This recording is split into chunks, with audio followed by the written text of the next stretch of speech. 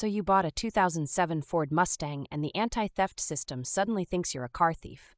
I get it. You turn the key, and instead of that glorious V8 or V6 rumble, you get nothing. Just a flashing red light that mocks you. Happens more than you'd think. The anti-theft, also known as PATS, passive anti-theft system, thinks it's smarter than us. The symptom? You turn the key, but it won't start. Dashboard lights flicker, but the engine is dead silent. Classic car won't recognize its own key scenario. Here's the kicker. Most people immediately panic and assume it's the battery or starter, and suddenly they're $400 into parts they never needed. No, it's often the key or the system just having a bad day, and you're left feeling helpless in a grocery store parking lot. So what's step 1? Put the key in the ignition and turn it to the on position, but don't crank the engine. Just let everything light up for about 10 to 15 minutes. You want to see that anti-theft light. If it's flashing, stay patient. Here's the patience tax.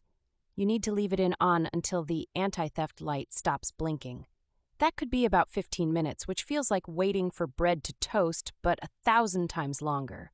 Resist the urge to turn anything off. When the light finally goes solid or turns off, turn the key to off.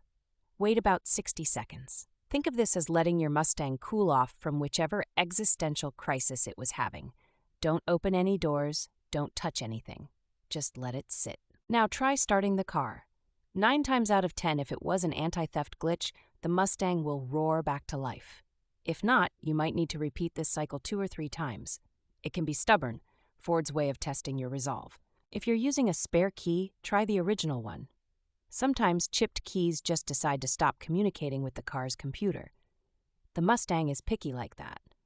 Worst case, you get to collect all your keys and test your luck like some automotive bingo. Huge pain point. If the anti-theft light keeps flashing after 3 cycles, the car's computer might have forgotten its key codes. You could need dealer programming, which is not cheap. Think $100 minimum. That said, most DIY resets avoid this trip. Pro tip from years of watching Ford forums. Disconnecting and reconnecting the battery for about 10 minutes can sometimes shock the system into cooperating.